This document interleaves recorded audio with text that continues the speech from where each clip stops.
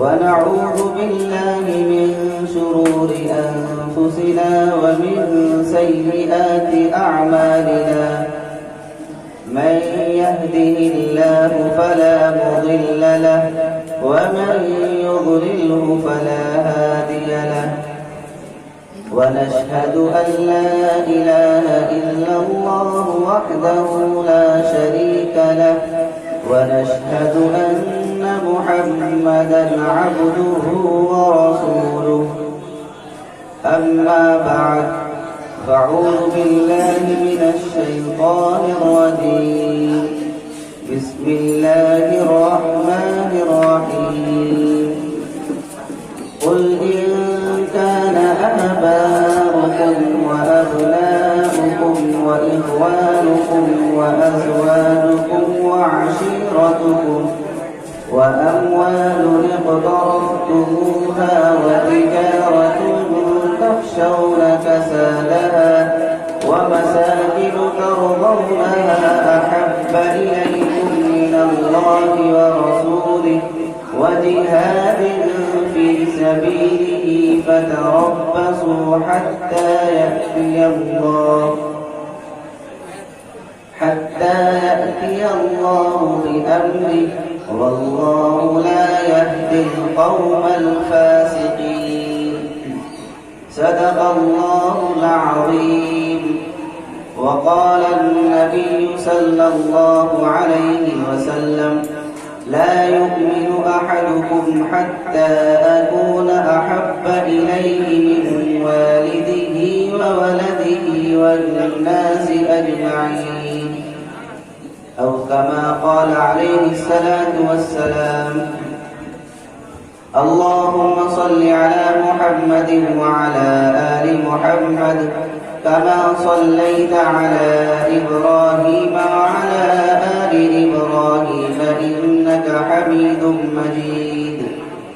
اللهم بارك على محمد وعلى آل محمد كما باركت على إبراهيم وعلى آل إبراهيم إنك حميد مجيد.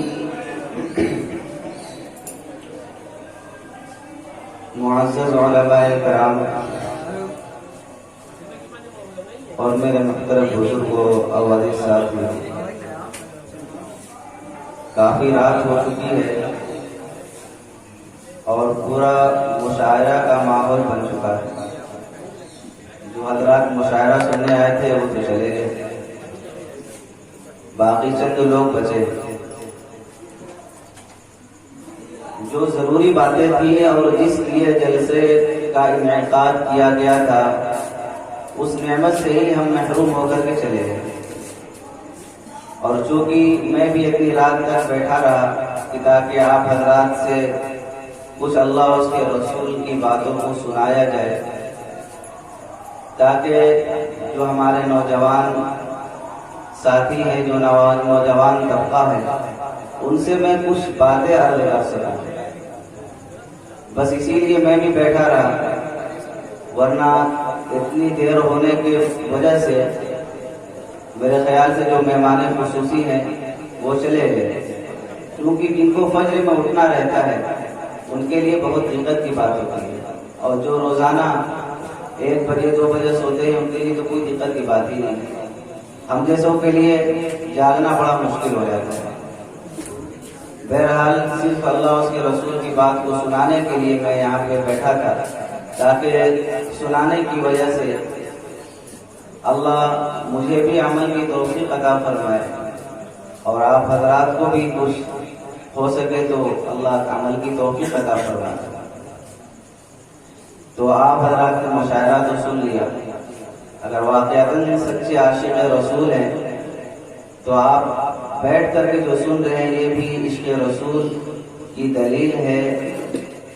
آپ جس طریقے سے نعت سن رہے تھے اس سے زیادہ عظمت کے ساتھ اور وقار کے ساتھ اور بیداری کے ساتھ اور توجہ کے ساتھ اور پورے اطمینان اور سکون کے ساتھ آپ اس جلسے کو بھی، اس تقریر کو بھی، اس وعظ کو بھی، علماء کے وعظ کو بھی سنیں تاکہ جو قرآن و حدیث کے احکامات ہیں وہ آپ تک اور آپ کے سینوں تک، آپ کے کانوں تک، آپ کے روح تک پہنچ سکے۔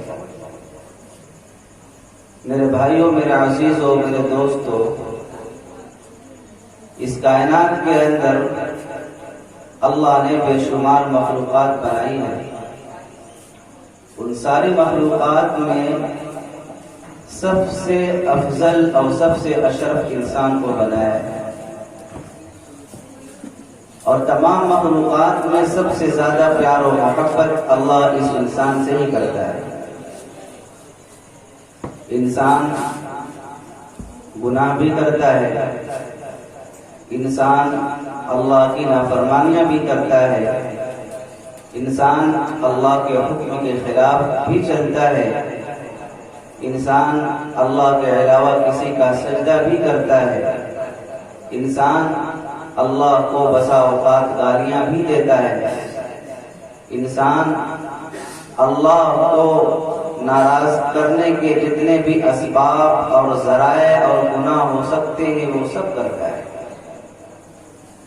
لیکن وہ اللہ پھر بھی شفقت اور محبت کا مظاہرہ کرتے ہوئے ہم سب کو زندہ رکھا، ہم سب کو ہمارے حصے کی روزی کو پہنچایا، ہمیں ہمارے اعضاء کو سلامت رکھا، ہمارے کان کو، ہماری آنکھوں کو، ہماری زبانوں کو، ہمارے ہاتھوں کو اور ہمارے تمام اعضاء کو سلامت رکھا۔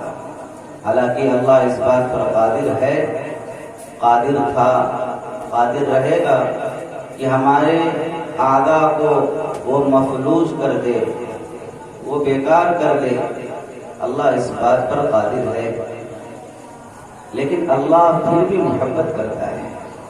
بے شک اور اللہ کہتا ہے یا ایھا الانسان ما غرک بربک الکریم۔ اتنی غلطی کے باوجود اور اتنی نافرمانیوں کے باوجود اور اتنی ہٹ دھرمی کے باوجود وہ اللہ ایسا لب و لہجہ اختیار کرتا ہے، یا ایھا الانسان، اے انسانوں، ما غرک بربک الکریم، تجھے کس چیز نے اپنے کریم رب سے دھوکے میں ڈال رکھا ہے۔ پھر بھی انسان کو مخاطب کر کے فرمایا فَأَيْنَ تَذْهَبُونَ، اے لوگوں تم کہاں جا رہے ہو اللہ کو چھوڑ کر؟ وہ اللہ اتنا رحیم ہے، کریم ہے۔ آپ نے عشق رسول اور شاعر اسلام کے اشعار کو نظم کے انداز میں آپ نے سنا، میں اسی کے تحت میں گفتگو کرنا چاہتا ہوں تاکہ وہ لڑی باقی رہے کہ آپ حضرات عاشق رسول ہیں، اور اس دنیا کے اندر جتنے بھی مسلمانوں کے اندر جتنے بھی طبقات ہیں وہ سب عاشق رسول ہونے کا دعویٰ کرتے ہیں، سب عاشق رسول ہیں، اور یقیناً عشق رسول سارے لوگوں کے سینوں کے اندر ہوتا ہے، کسی کا انکار نہیں، سب اپنے اپنے اعتبار سے اللہ کے حبیب صلی اللہ علیہ وسلم سے محبت کرتے ہیں۔ اس اللہ نے اتنا بڑا احسان فرمایا کہ وہ ذات، وہ ہستی، وہ آقا جس کے صدقے میں کائنات کو بنایا گیا، جس کے صدقے میں کائنات کو سنوارا گیا، جس کے صدقے میں کائنات کو وجود بخشا گیا، جس کے صدقے میں لیل و نہار کے سلسلے کو جاری رکھا، جس کے صدقے میں چاند اور ستاروں کے طلوع اور غروب کے نظام کو قائم رکھا گیا، جس کے صدقے میں چاند اور ستارے کے نظام کو قائم رکھا گیا، جس کے صدقے میں زمین و آسمان بنائی گئی، جس کے صدقے میں یہ رونق اور یہ چیزیں سجائی گئی، اس اللہ نے اس آقا کی امت میں جناب محمد الرسول اللہ صلی اللہ علیہ وسلم کی اس امت کے اندر مجھ جیسے نالائق اور مجھ جیسے حقیر، مجھ جیسے گنہگار کو اس امت کے اندر پیدا کرنا ہے۔ اور وہ بات بہت دھیان سے سنیے گا، میں بہت ضروری بات عرض کرنا چاہتا ہوں۔ مجمع چلا گیا، افسوس ہے، یہ اس لیے افسوس نہیں ہے کہ میری تقریر نہیں سن سکا، افسوس اس بات کا ہے کہ میں بہت کچھ کہنا چاہتا تھا، وہ مجمع چلا گیا۔ بہرحال ان کو بھی میں کم نہیں سمجھتا، میں وہ ساری بات عرض کرنے کی کوشش کروں گا۔ جو ماں باپ ہمارے لیے جاگتے ہیں راتوں کو، جو ماں باپ ہمارے لیے آج اپنے جانوں کو نچھاور کرتے ہیں، وہ بیویاں جو ہمارے لیے سب کچھ قربان کرنے کے کبھی کبھی تیار بھی رہتی ہے، وہ بیویاں یوم یفر المرء من اخیہ وامہ وابیہ وصاحبتہ وبنیہ لکل امرئ منہم یومئذ شأن یغنیہ۔ کیا نقشہ ہوگا، کیا منظر ہوگا، لوگ تو ایک دوسرے کو دیکھ کر کے بھاگ رہے ہوں گے، بیوی شوہر سے اور شوہر بیوی سے، باپ بیٹے سے، بیٹا باپ سے، ماں بیٹی سے، بیٹی ماں سے، سب ایک دوسرے کو دیکھ کر کے بھاگ رہے ہوں گے۔ کہیں ایک نیکی کی فریاد نہ کر لے، کہیں ایک نیکی کا سوال نہ کر لے۔ یہ وہ ذات ہوگی، یہ وہ ہستی ہوگی جو صرف اس امت کے لیے رو اور تڑپ رہی ہوگی۔ پھر بھی بتاؤ، اس ہستی سے محبت کیا جائے یا نہ کیا جائے؟ اس ہستی کے لیے اپنی جانوں کو کیوں نہ قربان کیا جائے؟ میرے بھائیوں، میرے بزرگوں، میرے عزیز ساتھیوں، صرف زبان سے دعویٰ کرنے کا نام عشق نبی نہیں۔ میں کسی مسلک کو لے کر کے نہیں، سارے مسلک والے کہتے ہیں کہ میں عشق نبی اور عاشق رسول، میں سب کو مخاطب، میں خود کو مخاطب کر دیتا۔ صرف زبان سے کہہ دینے کا نام عاشق رسول نہیں ہے۔ اگر صرف زبان سے عاشق رسول کہہ دینے کا نام عشق رسول ہوتا اور صرف دعوی لمبے چوڑے کر دینے سے عاشق رسول سمجھا اور کہا جاتا تو وہ صحابہ کرام کی ایک لمبی چوڑی جماعت اپنے گردنوں پر تلواروں کی دھار نہ چلواتے۔ وہ حسین رضی اللہ تعالیٰ عنہ اپنے خاندان سمیت پورے خاندان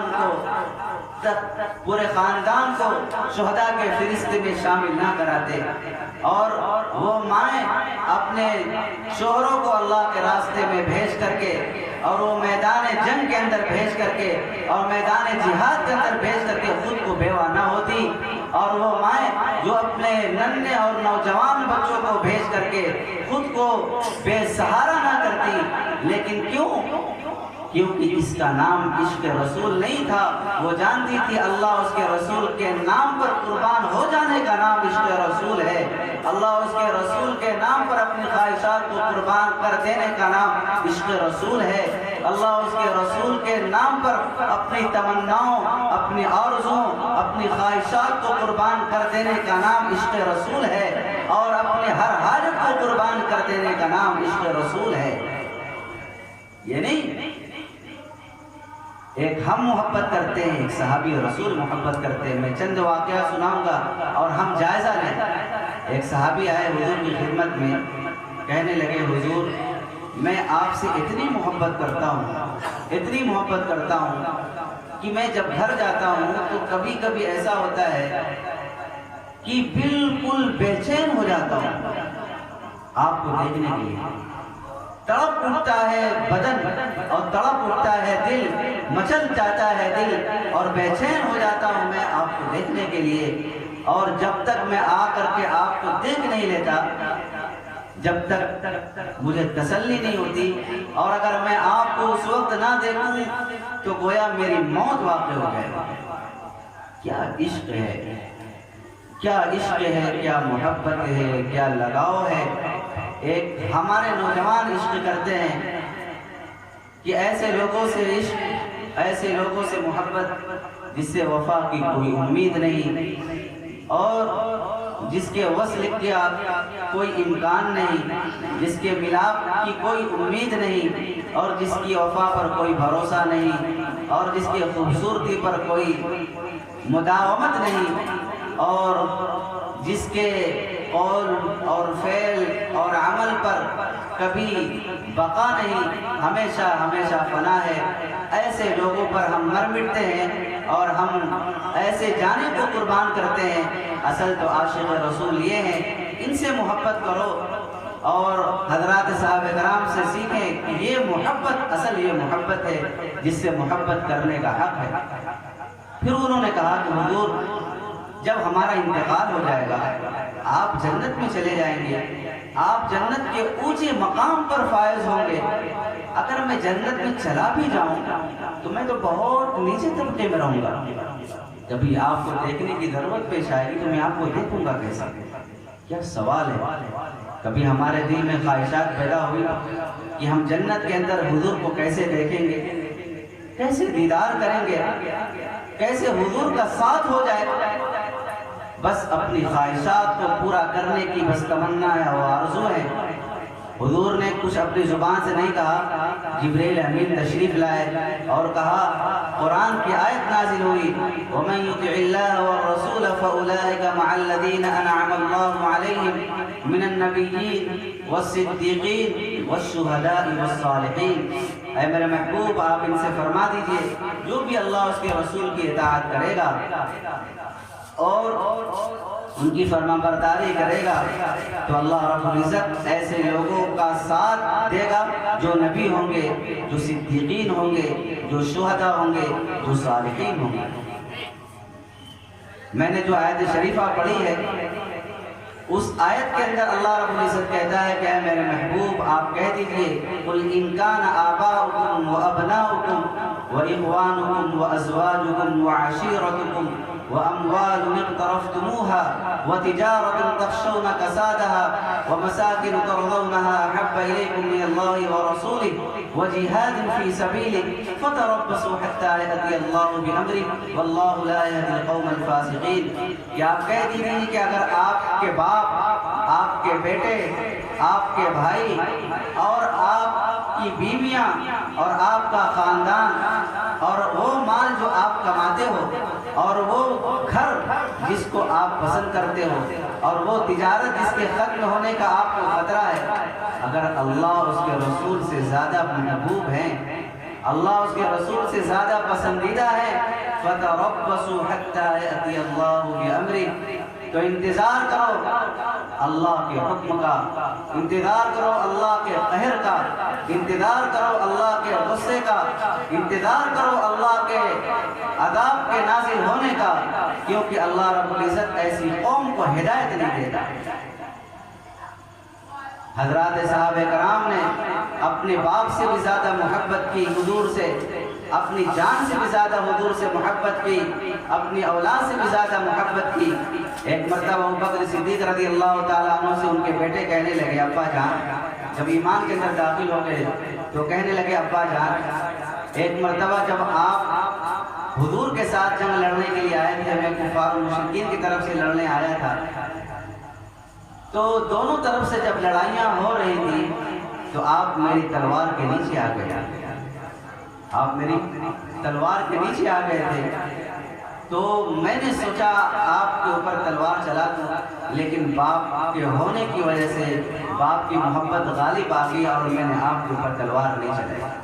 ابوبکر صدیق رضی اللہ تعالیٰ عنہ نے کہا کہ بیٹے خیر منا، اگر تو میری تلوار کے نیچے آتا تو میں ذرہ برابر بھی دیر نہیں کرتا اور میں تیری گردن کو تن سے جدا کر دیتا۔ یہ ہے عشق رسول کہ اپنے بیٹوں کو بھی بیٹا نہ سمجھا، اگر وہ حضور کے خلاف آئے گا تو وہ بیٹا بیٹا نہیں ہے، وہ بیٹا بیٹا نہیں ہے۔ حضرت زید رضی اللہ تعالیٰ عنہ ایک غلام بچے تھے، غلامی میں آئے ایک صحابی کے پاس، انہوں نے حضور کو ہدیہ دے دیا، حضور کی خدمت میں وہ رہنے لگے، حضور سے محبت ہو گئی، حضور کی خدمت میں رہنے لگے۔ ان کے باپ بالکل دیوانوں کی طرح، پاگلوں کی طرح تلاش کرتے رہے، کھوجتے رہے، میرا بچہ کہاں مل جائے، لوگوں سے کہتے رہے بھائی میرے بچے کو کسی کو پتہ چلے تو بتانا، تو وہ کھوجتے رہے، تلاش کرتے رہے، کسی نے بتایا بھائی مکے کے اندر یا مدینے کے اندر ایک صاحب نے آپ کے بچے کو رکھا ہے، بہت ساری رقم کو جٹایا تاکہ اس رقم کے ذریعے سے اپنے بچے کو واپس لے کے آؤ۔ بچہ مر جاتا ہے تو باپ کو ماں کو تسلی ہو جاتی ہے، لیکن بچہ کھو جائے تو زندگی بھر اس کا افسوس ہوتا ہے۔ تو بہرحال باپ ہوتا ہے، بچے سے محبت ہوتی ہے، پتہ کرتے کرتے حضور کی خدمت میں آؤ، کہنے لگے حضور یہ آپ کی رقم ہے، یہ آپ لے لیں، میرے بچوں کو میرے حوالے کر دیں۔ حضور نے کہا بھائی ایسا ہے، یہ رقم اپنے پاس رکھو، مجھے رقم کی کوئی ضرورت نہیں ہے، آپ کا بچہ آپ کے حوالے کرتا ہوں، آپ اپنے بچوں سے پوچھ لو کہ وہ آپ کے ساتھ جانا چاہتا ہے یا میرے ساتھ رہنا چاہتا ہے۔ ابھی چھوٹا سا بچہ ہے، بالغ نہیں ہوئی، 10 سال یا اس سے کم و بیش عمر تھی۔ چھوٹا سا بچہ کتنی عقل ہوتی ہے، لیکن جب اتنی عرصے کے بعد اپنے باپ کو دیکھا ہوگا تو بتاؤ باپ کے دل کے اندر کتنی محبت آئی ہوگی، کتنا سیلاب آیا ہوگا، کتنے طوفان آئے ہوں گے محبت کے، وہ باپ جانتا ہے اور بچہ جانتا ہے۔ لیکن اس کے باوجود جب بچے نے باپ کو دیکھا اور حضور کو دیکھا تو بچے نے اپنے باپ کے ساتھ جانے سے انکار کر دیا۔ یہ ہے اللہ اس کے رسول سے اتنی زیادہ محبت کی، باپ سے بھی زیادہ محبت کیا کہ اپنے باپ کے ساتھ جانے سے انکار کر دیا اور کہا کہ جو محبت، جو پیار، جو شفقت اور جو لگاؤ مجھ سے ان سے ہو گیا ہے اور جو محبت اور پیار یہاں سے مل رہا ہے وہ آپ کے پاس نہیں مل سکتا، وہ آپ کے پاس نہیں مل سکتا۔ بہرحال واقعات بہت سارے ہیں، ان حضرات نے اپنے باپ کو بھی قربان کر دیا، اگر حضور کے سامنے آئے، اللہ اس کے رسول کے سامنے آئے ہوں، سب کچھ قربان کر دیا۔ اس لیے میرے آقا نے فرمایا لا یؤمن احدکم حتی اکون احب الیہ من والدہ وولدہ والناس اجمعین، تم میں کا کوئی شخص اس وقت تک مومن نہیں ہو سکتا جب تک کہ میں تمہارے نزدیک تمہارے باپ، تمہاری اولاد اور تمام لوگوں سے زیادہ محبوب نہ بن جاؤں، تمہاری بیوی سے بھی زیادہ محبوب نہ بن جاؤں، تمہارے بچوں سے بھی زیادہ محبوب نہ بن جاؤں اور تمام لوگوں سے زیادہ محبوب نہ بن جاؤں، اس وقت تک تم میں کا کوئی شخص مسلمان اور پکا مومن نہیں ہو سکتا۔ ہم سب اپنے آپ کو عاشق رسول کہتے ہیں اور ہم سب حضور سے یقیناً محبت کرتے ہیں۔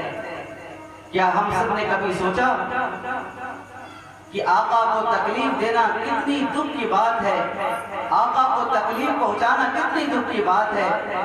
آقا کے پاس جب اعمال نامے ہمارے پہنچتے ہوں گے تو بتاؤ کیسا محسوس ہوتا ہوگا آقا کو، اور کتنا دکھ اور تکلیف ہوتی ہوگی ہمارے نامہ اعمال کو دیکھ کر کے۔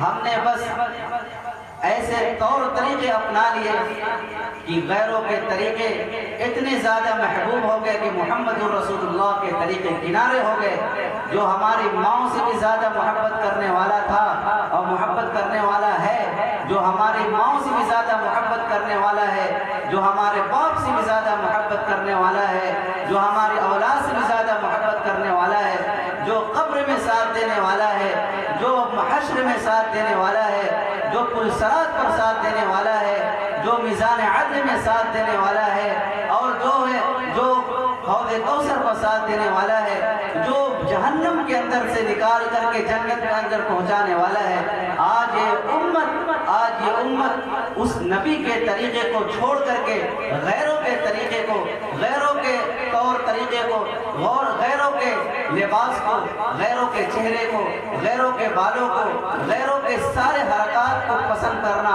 اپنا فخر سمجھتا ہے۔ کبھی ہم نے سوچا کہ آقا کا جب سامنا ہوگا تو پھر ہم کیا جواب دیں گے اس وقت آقا کو؟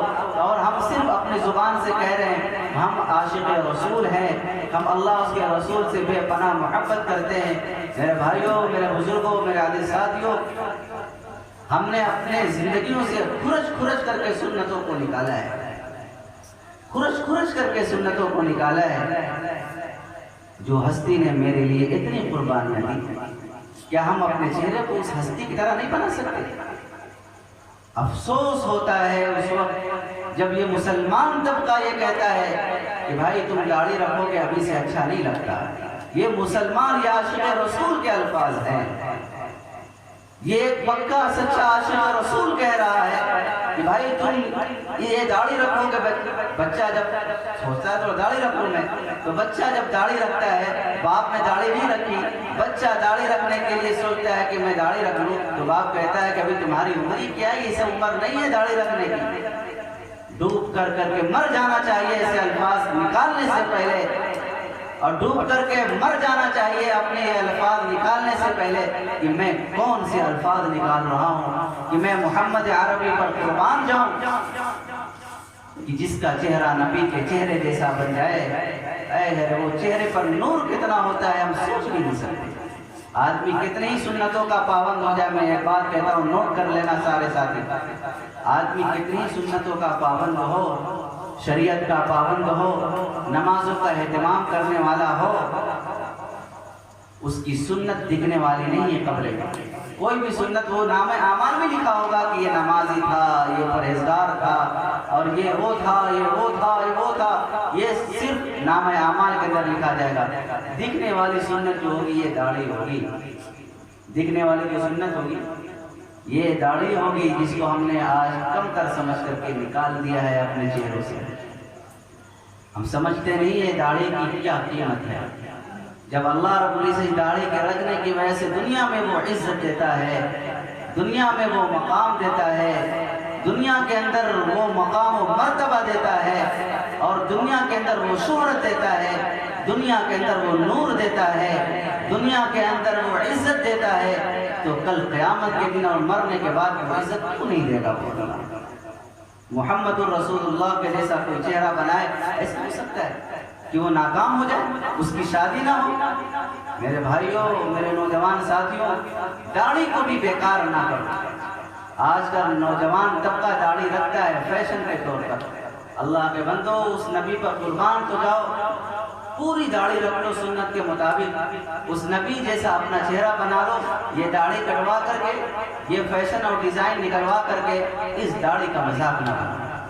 اس داڑھی کا شیطان نے دھوکہ ڈالا کیا؟ داڑھی چھلواتے نہیں، کب کی داڑھی تھوڑی سی رکھ دو۔ اہل سنت والجماعت کا یہ فتویٰ ہے، ایک مشت داڑھی رکھنا یہ سنت ہے، اس سے کم ہوگی تو سنت نہیں کہلائے گی۔ آپ چاہے کسی اور عالم سے بھی پوچھ سکتے ہیں، جو بھی حنفی و مسلک عالم ہوگا، چاہے وہ کسی بھی مسلک کا رہنے والا ہوگا، یہی فتویٰ دے گا آپ کو کہ ایک مشت سے، ایک مٹھی سے کم داڑھی ہوگی وہ سنت نہیں کہلائے گی۔ میرے بھائیوں، اس لیے ارادہ کرو کہ اپنے نبی کے جیسا چہرہ بناؤ گے، اور ہر باپ یہ فکر کرے کہ خوش ہو اپنے ایسے بچوں سے کہ جو بچہ داڑھی رکھتا ہے۔ ہم نے اپنے گھروں سے سنتوں کو ختم کر دیا، نہ سنت والا لباس، نہ کھانے پینے کے طور طریقے سنت والے، گانا بجانا یہ عام ہو چکا۔ یہ نوجوان طبقہ موبائل لے کر کے ناچنا گانا، یہ کہتا ہے کہ جب تک ہم ناچنا اور گانا نہیں سنتے ہمارا کام نہیں چلتا۔ یہ کون ہے؟ یہ عاشق رسول کی زبان سے یہ بات نکل رہے ہیں، جب تک میں ناچنا اور گانا نہیں سنتا، جب تک میرے گھروں کے اندر ناچنے اور گانے کی صدائیں بلند نہیں ہوتی، جب تک میرے گھروں کے اندر یہ نحوست والے الفاظ نہیں نکلتے، جب تک میرے گھروں کے اندر فرمان نبی کے خلاف یہ کام نہیں ہو جاتا، جب تک میرے گھر کے اندر وہ کام نہیں ہو جاتا جس سے میرا نبی ناراض ہوتا تھا، جس کے بارے میں میرے نبی نے فرمایا میں گانے اور بجانے کے ساز اور سامان کو ختم کرنے کے لیے اس دنیا کے اندر آیا ہوں، وہ آلات، وہ طور طریقے، وہ سارے ساز و سامان ہم نے اپنے گھروں کے اندر سجا کر کے فخر سے یہ مسلمان اور یہ اپنے آپ کو عاشق رسول کہنے والا کہتا ہے میرے گھر کے اندر برکت نہیں ہوتی اور میرے گھر کے اندر میرا کام نہیں چلتا جب تک کہ میں یہ برا کام انجام نہ دے دوں۔ بتاؤ میرے بھائیوں، کون وہ کام ہوگا، کون سا وہ گھر ہوگا جس گھر کے اندر محمد الرسول اللہ صلی اللہ علیہ وسلم کی کھلم کھلا نافرمانی کی جا رہی ہو، اللہ کی نافرمانی کی جا رہی ہو، اور ساتھ میں برکت کی بھی امید رکھو۔ یہ ہمارے سے بڑا بے وقوف کوئی نہیں ہوگا۔ گانا، ایئر فون لگا کر کے گانے چل رہے ہیں، کام ہو رہا ہے، گانے چل رہے ہیں، گاڑیاں چلائی جا رہی ہیں، گانے ہو رہے ہیں، دوسرے سے باتیں ہو رہی ہیں، گانے ہو رہے ہیں، ساڑی کے اندر تہ لگ رہے ہیں، گانے چل رہے ہیں، اور آدمی آرام کرتے کرتے کرتے سو جاتا ہے، اور کبھی اسی راستے میں اور کبھی اسی سفر میں اور کبھی اس حال میں موت آ جائے تو بتاؤ کیسے کل قیامت میں اٹھے گا؟ کبھی سوچا ہم نے؟ کتنے ایسے ہیں جو گانے سنتے سنتے روزانہ سوتے ہیں، ایئر فون لگا لیا، نیند نہیں آ رہی، گانا سن رہے ہیں اور سنتے سنتے سو گئے اور ہمیشہ کے لیے اگر سو گئے، میرے نبی نے فرمایا جو جس حال میں مرے گا اسی حال میں اٹھے گا کل قیامت کے دن۔ کبھی اپنے نبی سے تو شرم کر لو، اپنے اللہ سے شرم کر لو کہ ہم کہاں جا رہے ہیں۔ میرے نبی نے فرمایا میری امت سب کچھ کر سکتی ہے، جھوٹ نہیں بول سکتی۔ میرے بھائیو جھوٹ نہ بولو۔ آج کا مسلمان یا عاشق رسول کہتا ہے جھوٹ کاروبار سے نکال دو گے تو جھوٹ کے بغیر کام نہیں چلتا، جھوٹ کے بغیر کاروبار نہیں چلتا۔ وہ اللہ کہتا ہے لعنت اللہ علی الکاذبین، جھوٹوں پر اللہ کی لعنت ہے، جھوٹوں پر اللہ کی لعنت ہے۔ اور ایک طرف میرا نبی کیا کہتا ہے؟ میرا نبی فرماتا ہے الصدق ینجی والکذب یہلک، کہ سچ نجات دیتا ہے، جھوٹ ہلاک کر دیتا ہے۔ اب جس کا دل چاہے سچ بول کر کے نجات والے راستے، ہدایت والے راستے، جنت والے راستے اور نبی والا راستہ، کوثر والا راستہ، پلسرات والا راستہ، یہ سیدھا راستہ محمد الرسول اللہ کا راستہ، جس کا دل چاہے سچ بول کر کے جنت کو کما لے اور جس کا دل چاہے اللہ کی لعنت کا، اللہ کی غضب کا، اللہ کی پھٹکار کا مستحق ہو جائے۔ لعنت اللہ علی الکاذبین، آدمی سوچتا نہیں، آدمی یہ کہتا ہے جھوٹ نہیں بولے گا تو کام کیسے چلے گا۔ یہ الفاظ وہ الفاظ ہیں جو ہم تنہائی میں سوچے کہ کیسے شدید اور کیسے خطرناک اور کیسے دردناک ہے کہ اللہ سے دھیان ہٹ کر کے آدمی سچ اور جھوٹ سے پلتا ہے۔ یہ اس کا ایمان ہے، یہ مسلمانوں کا ایمان بن چکا ہے کہ اللہ نہیں پالتا میرے سچ اور جھوٹ بولنے سے میں پلتا ہوں، اللہ نہیں پالتا میرے کاروبار سے میں پلتا ہوں، اللہ نہیں پالتا میرے دکان سے میں پلتا ہوں، اللہ نہیں پالتا میری مشین سے میں پلتا ہوں۔ یہ میرا ایمان بن چکا ہے۔ لیکن جس کا ایمان بن جائے اللہ ہی پالتا ہے، چاہے سچ بولنا پڑے، میرا نقصان ہو جائے، لیکن پالنے والی ذات وہ اللہ کی ہے۔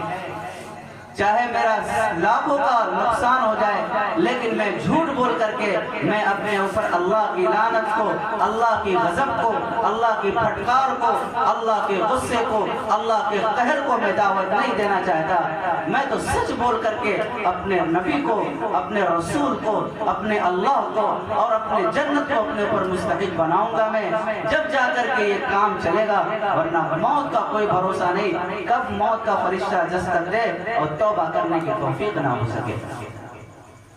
اس لیے نوجوان ساتھیوں، گناہ تو بہت سارے ہم کر رہے ہیں، بدنظریاں ہو رہی ہیں، عیاشیاں ہو رہی ہیں، نماز کو چھوڑا جا رہا ہے۔ اشہد ان لا الہ الا اللہ، اشہد ان محمد رسول اللہ، حی علی الصلاۃ، حی علی الفلاح کی صدائیں بلند ہو رہی ہیں۔ میرے نبی نے فرمایا کلمہ پڑھ لینے کے بعد جو سب سے بڑا فریضہ ہے وہ نماز ہے، سب سے بڑا فریضہ وہ نماز ہے، سب سے بڑا فریضہ وہ نماز ہے۔ نماز کبھی بھی معاف نہیں۔ میرے نبی نے فرمایا آخری وقت میں جب دنیا سے رخصت ہونے کا وقت تھا، اس وقت میرے نبی نے فرمایا الصلاۃ الصلاۃ وما ملکت ایمانکم، سب سے آخری جملہ اور سب سے آخری میں جو نصیحت فرمائی ہے ہم سب کے آقا نے، الصلاۃ الصلاۃ۔ میرے امتیوں، میرے ماننے والوں، مجھ پر ایمان رکھنے والوں اور میری اتباع کرنے والوں، نماز نہیں چھوڑنا۔ نماز چھوڑنے سے آدمی کافر ہو جاتا ہے۔ یہ میں نہیں، میرے نبی نے فرمایا من ترک الصلاۃ متعمدا فقد کفر۔ اس حدیث کے روشنی میں بہت سے علماء کرام، امام احمد بن حنبل رحمۃ اللہ علیہ، بعض علماء کا یہ قول ہے کہ آدمی کافر ہو جاتا ہے۔ اگرچہ بعض علماء، امام حنیفہ رحمۃ اللہ علیہ وغیرہ، اس کے اندر گنجائش نکالتے ہیں، لیکن پھر بھی حضور کی ڈانٹ کتنی خطرناک ہے، ایسی شدید۔ آخری عمر میں عمر فاروق رضی اللہ تعالیٰ عنہ کو برچھا لگا، پیٹ اتڑیاں باہر نکل آئی، بے ہوشی کا عالم، وضو کر رہے ہیں اور پھر بے ہوش ہو جا رہے ہیں، وضو ٹوٹ جا رہا ہے، وضو فرما رہے ہیں پھر وضو ٹوٹ جا رہا ہے، وضو فرما رہے ہیں پھر وضو ٹوٹ جا رہا ہے۔ اس غشی کے عالم میں لوگ کہتے ہیں وضو حضرت نماز کا وقت، ہاں نماز جو نہ پڑھے اس کا اسلام میں کوئی حصہ ہے ہی نہیں۔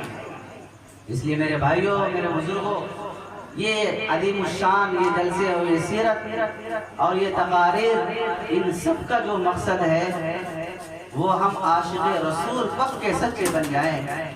ایک شاعر کہتا ہے تعصي الرسول وأنت تظهر حبه وهذا لعمري في الفعال بديع لو كان حبك صادقا لأطعته إن المحب لمن يحب مطيع۔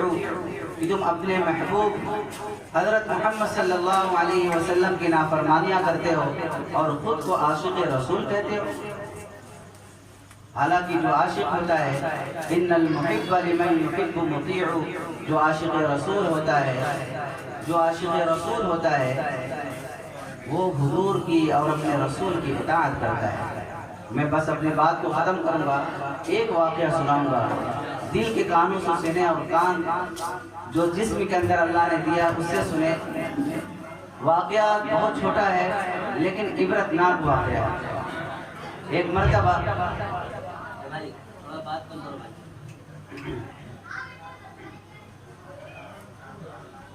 تو ہم سب کیونکہ عاشق رسول ہیں تو عشق کا انداز لوگوں کا عجیب و غریب ہوتا ہے۔ آپ نے بہت عاشق رسول دیکھا ہوگا اور بڑے بڑے بزرگوں کو دیکھا ہوگا، سنا ہوگا۔ یہ واقعہ جب میں سناتا ہوں یا جب میں نے پڑھا تو عجیب کیفیت طاری ہو جاتی ہے۔ ایک بزرگ تھے، ان کا وہ کہیں راستے سے جا رہے تھے، کوئی چور ان کے مال کو چرا کر کے لے کے چلا گیا۔ وہ بزرگ آگے بڑھے، کسی نے دیکھا کہ یہ چور ہے، چوری کر کے جا رہا ہے۔ اس نے اس کا پیچھا کیا اور پکڑ کر کے لے آیا۔ کہا کہ حضرت یہ چور جس نے آپ کا سامان چورایا تھا یہ ہے۔ تو حضرت نے کہا کہ میں نے تو اس کو معاف کر دیا، چھوڑ اس کو جانے دو، میں نے اس کو معاف کر دیا ہے۔ تو حضرت نے جو وجہ بتائی معاف کرنے کی وہ میں سنانا چاہتا ہوں، اصل وہ چیز ہے۔ حضرت نے جو وجہ بتائی، کہا کہ دیکھو میں نے یہ سوچ کر کے اس کو معاف کیا ہے کہ کل قیامت کے دن آپ صلی اللہ علیہ وسلم اس وقت تک جنت میں نہیں جائیں گے جب تک کہ ایک ایک امت کی بخشش نہ کرا لیں۔ کوئی کتنی ہی گنہگار ہوگا اس کی بخشش کے لیے آقا فکر مند رہیں گے، کس طریقے سے اس کی بخشش ہو جائے، کس طریقے سے یہ جہنم سے بری ہو جائے، کس طریقے سے اللہ کے ڈانٹ اور پھٹکار کا جو مستحق ہے وہ نکل جائے اس سے۔ تو چونکہ ایک ایک امتی کے معاملات آقا کے پاس آتے رہیں گے، حضور کے پاس آتے رہیں گے، کوئی چور ہے اس کے بھی معاملات آئیں گے، کوئی شرابی ہے اس کے بھی معاملات آئیں گے، کوئی اور گنہگار ہے اس کے بھی معاملات آئیں گے، اور حضور ان سب کی سفارش کریں گے۔ تو ظاہر سی بات ہے ایک ایک کے معاملے کو جب حضور سفارش کریں گے تو دیر بھی تو ہوگی، تاخیر بھی ہوگی۔ تو میں نے یہ سوچ کر کے اس شخص کو معاف کر دیا کہ اگر میں آج معاف نہیں کروں گا تو کل قیامت کے دن آپ صلی اللہ علیہ وسلم کی عدالت میں اگر یہ فیصلہ جائے گا اور حضور اس کے لیے سفارش کریں گے تو سفارش کرنے میں جتنی بھی تاخیر ہو، جتنی بھی دیر ہو، اتنی تاخیر گویا میں ذریعہ بنوں گا حضور کو جنت میں جانے کی۔ اتنی دیر تاخیر ہوگی میری وجہ سے کہ حضور جنت میں نہیں گئے۔ 4 سیکنڈ ہو، 2 منٹ ہو، 1 منٹ ہو، 10 منٹ ہو، 10 منٹ ہی فیصلہ کرنے میں لگ جائے تو 10 منٹ تو تاخیر ہوئی میری وجہ سے۔ حضور اس وقت جنت میں نہیں جائیں گے جب تک ساری امتی کی بخشش نہ کرا لے، تو گویا یہ امت کا بھی فیصلہ جائے گا، میرا بھی فیصلہ جائے گا، تو ان سارے گھنٹوں میں 10 منٹ بھی تو جوڑا جائے گا۔ تو یہ 10 منٹ میری وجہ سے حضور کو تاخیر نہ ہو، میں اس وجہ سے اس کو معاف کر دیا۔ اے کیا یہ عشق کا انداز ہے؟ کیا ہم بھی یہ سوچ کر کے کسی ایک دوسرے کو معاف کر سکتے؟ دل پر ہاتھ رکھ کے سوچو، ہم بھی عاشق رسول ہیں۔ میں سب سے یہ بات عرض کروں گا، جتنے بھی عاشق رسول ہیں یہ سب ارادہ کریں کہ میرے سے بھی جس سے دشمنی ہوگی، میرا بھی کسی نے حق مارا ہوگا، میرا بھی اگر کسی نے کچھ کیا ہوگا میں صرف اللہ اس کے رسول کے لیے اس لیے معاف کرتا ہوں تاکہ کل حضور کے دربار میں آقا کے دربار میں یہ فیصلہ جائے تو میری وجہ سے حضور کو جنت میں جانے میں تاخیر نہ ہو. کرو گے ایسا؟ انشاءاللہ. سب بولو بھائی انشاءاللہ. ایک دوسرے کو معاف کر دو، یہ میرے نبی کی تعلیم ہے. ایک دوسرے کی لغزشوں کو نہ دیکھو، یہ میری نبی کی تعلیم ہے. ایک دوسرے کی اچھائیوں کو دیکھو، یہ میرے نبی کی تعلیم ہے. ہم سب کا مزاج بہت بدل چکا. 100 برائیاں 100 اچھائیاں دیکھتے ہیں، ایک برائی دیکھتا ہے آدمی اس کے پیچھے پڑ جاتا ہے. یہ مسلمان اور یہ محمدی کی پہچان نہیں ہے. محمدی ایسا ہونا چاہیے جا رہا ہو راستے سے تو پتہ چلے یہ محمدی جا رہا ہے، اٹھ رہا ہو تو پتہ چل رہا ہو یہ محمدی جا رہا ہے. اس کے چال اور ڈھال، اس کے رفتار اور گفتار، اس کے چہرے سے پتہ چل رہا ہو یہ محمدی جا رہا ہے. ایسا محمدی نہ ہو کہ ایکسیڈنٹ میں مارا جائے تو اس کی شرمگاہ دے کر کے پتہ چلا جائے کہ یہ محمدی ہے یا کافر ہے. کیا ہم ایسی موت مرنا چاہتے ہیں؟ آج جماعت والے جاتے ہیں لوگوں سے ملاقات کرنے کے لیے تو نام پوچھنا پڑتا ہے کہ بھئی عبد الرحمن ہے یا شاشا رام ہے، پتہ نہیں چلتا. پوچھنا پڑتا ہے نام سے، یہ بھائی عبداللہ صاحب ہے یا کوئی رام صاحب ہے یا عبداللہ صاحب ہے یا کوئی اور صاحب ہے. نام پوچھنا پڑتا ہے. آج ہماری شناخت نام سے ہو گئی ہے اور شرمگاہوں سے ہو گئی ہے. یہ محمدی ہے، رو کر اور ڈوب کر اور شرم کے مارے مر مٹنے کی بات ہے. محمدی ایسا نہیں ہوتا. عاشق رسول ایسا نہیں ہوتا کہ عاشق رسول کی شرمگاہ دیکھ کر کے پہچانا جائے کہ یہ عاشق رسول ہے. ڈوب کر کے شرم کے مرنے کی بات ہے کہ ہم نے اپنی کوئی پہچان نہیں چھوڑی، ہم نے اپنی کوئی شناخت نہیں چھوڑی، ہم نے اپنی کوئی ایسے اثر نہیں چھوڑے جس سے لوگ یہ کہہ لو یہ محمدی جا رہا ہے، یہ محمدی جا رہا ہے. بھائی فخر سے کہو کہ میں محمدی ہوں، میں حضور کا غلام ہوں. ایسے مجمع میں جاؤ جہاں پہ فحاشی چل رہی ہو، جہاں پہ عریانیت ہو، پینٹ پہنے ہو پینٹ اٹھا کر کے جاؤ. بہت سے حضرات جو پینٹ اونچی پہنتے ہیں، میرے نبی کی سنت ہے اور حضور کی تعلیم ہے، یہ فرض اور ضروری واجب ہے. گھٹنے کو ٹکنے کو کھولنا، جب ایسے ماحول میں جاتے ہیں تو نیچے کر لیتے ہیں کہ بھائی کوئی کیا کہے گا ٹکنا کھلا ہوا ہے. ارے بھائیو یہ میرے نبی کی تعلیم ہے. ان بے وقوفوں کی وجہ سے میں اپنی نبی کی تعلیم کو نہیں چھوڑ سکتا. یہ مزاج بناؤ، یہ مزاج بناؤ، میں اپنی نبی کی تعلیم کو نہیں چھوڑ سکتا. وہ عاشق، وہ عشق، وہ محبت پیدا کرو. یہ کون سی محبت ہے کہ غیروں کے مجمع میں جا کر کے، باطل کے مجمع میں جا کر کے، وہ اندھیر نگری میں جا کر کے میں اپنے نبی کی تعلیم کو بھول جاؤں؟ یہ کون سا عشق ہے؟ یہ کون سی محبت ہے؟ یہ کون سی محبت ہے اور یہ کون سا عشق ہے؟ ایسی محبت اللہ اس کے رسول کو نہیں چاہیے. ایک جگہ بہت سی عورتیں تھیں، بے پردگی کا ماحول تھا اور ایسی شادیاں ہو رہی تھی. ایک بزرگ تھے وہاں پہ، اس شادی میں وہ گئے تو دیکھ کر کے اشش کرنے لگے کیسے ماحول میں چلا ہے، کیسے برا ماحول تھا، عریانیت، ننگا. لیکن جب دیکھا تھوڑی دیر میں وہ نقاب پوش چند عورتیں، 3 عورتیں آ رہی تھی، اس ساری سکتے میں جتنی عورتیں تھیں سب سکتے میں پڑ گئی اور سب دیکھنے لگی وہ عورت کو. تو حضرت نے فرمایا یہ حق ہے، یہ حق جا رہا ہے. حق کو جاتے ہوئے حق جب آتا ہے تو باطل ٹوٹ جاتا ہے. یہ ہونا چاہیے ہمارے عشق کا جذبہ اور یہ ہمارے جذبات ہونی چاہیے کہ باطل کے مجمع میں جاؤ تو فخر سے کہو کہ میں محمدی ہوں، میں عاشق رسول ہوں. ایسا نہیں کہ دوسرے کے مجمع میں جا کر کے ٹوپی اتار لو اور یہ اپنے لباس کو ان جیسے اور اپنے ساری چیزوں کو بنا لو، پینٹ شرٹ پہنے ہوئے اور ٹوپی اوڑے ہوئے، غیروں کے مجمع میں گئے ٹوپی اتار لیے. کون سا عشق ہے میرے بھائی؟ یہ کون سا عاشق رسول ہے؟ یہ اتنی بھی میرے نبی کی محبت نہ ہو سکی کہ اپنے سر کو استاد سے سجایا جو تھا. ارے پہلے سے نہیں تھی تو کوئی بات نہیں تھی، جب پہلے سے تھی تو کیوں اتار لیا؟ یہ فخر کرو کہ میرے نبی کی سنت میرے سر پر سجی تھی اور میں نے اس کو اتار لیا. یہ عشق نہیں ہے. آج سے اپنا مزاج بناؤ، چاہے کتنی ہی باطل کے مجمع میں جاؤ گے اور کیسے ہی برے ماحول میں جاؤ گے، کیسے ہی اندھیر نگری میں جاؤ گے اور کتنی فحاشی اور عریانیت اور کتنے ہی گندے ماحول میں جاؤ گے، اپنے نبی کی سنت اگر کوئی ہوگی وہ پہلے سے پڑی ہوگی تو اس وجہ سے اس کو نہیں ہٹاؤ گے کہ میں غیروں کے مجمع میں جا رہا ہوں. بتاؤ کرو گے ایسا؟ انشاءاللہ۔ ہمیشہ ہمیشہ کے لیے اپنا مزاج بناؤ، میں عاشق ہوں، عاشق رہوں گا اور مرتے دم تک عاشق رہوں گا۔ ایک مرتبہ دسترخوان پر صحابی رسول بیٹھے، بادشاہ کا دسترخوان ہے، بس غور سے سنیے گا، بادشاہ کا دسترخوان ہے، دو صحابی رسول بیٹھ کر کے کھانا کھا رہے ہیں۔ بادشاہ کا دسترخوان تو دسترخوان ہوتا ہے، عالی دسترخوان، آپ حضرات محسوس کر رہے ہو کیسا دسترخوان ہوگا۔ ایک صحابی رسول کے کو ایک لقمہ گرا یا ایک چاول گرا یا چند لقمے گرا یا جو بھی گرا دسترخوان پر گرا، وہ اٹھا کر کے کھانے لگے۔ کسی نے بغل سے پھونک کے آیا، کیا کر رہے ہو، بادشاہ کا دسترخوان ہے، وہ کیا سوچے گا؟ انہوں نے کہا میں ان بیوقوفوں کی وجہ سے میں اپنے نبی کی سنت کو نہیں چھوڑ سکتا، میں ان بیوقوفوں کی وجہ سے، ادھر دیکھو بھائی وہ ہوتا رہے گا، میں ان بیوقوفوں کی وجہ سے اپنے نبی کی سنت کو نہیں چھوڑ سکتا۔ اس لیے میرے بھائیوں، میرے بزرگوں، وہ مزاج بناؤ، وہ مزاج بناؤ کہ اپنے دل میں اتنی تو محبت ہو، اتنی تو لگن ہو، اتنی تو تڑپ ہو کہ میں عاشق اگر بننا چاہوں تو یہ ماحول رکاوٹ نہ بنے، یہ ماحول رکاوٹ نہ بنے۔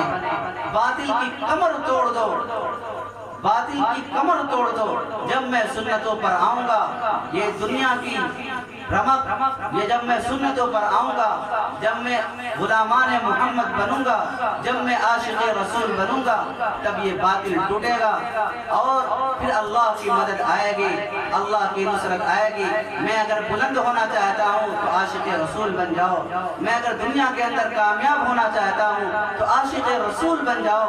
ہم اگر اس دنیا کے اندر اونچے مقام پر فائز ہونا چاہتے ہیں تو عاشق رسول بن جاؤ۔ اللہ اس کے رسول کی نگاہوں کے اندر باوقار، باعظمت، بلند بننا چاہتے ہو تو عاشق رسول بن جاؤ، اور ان حکومتوں سے اور ان گندی نظروں سے اور ان خطرناک سزاؤں سے اور برے لوگوں کے عذاب اور قہر سے بچنا چاہتے ہیں تو عاشق رسول بن جاؤ۔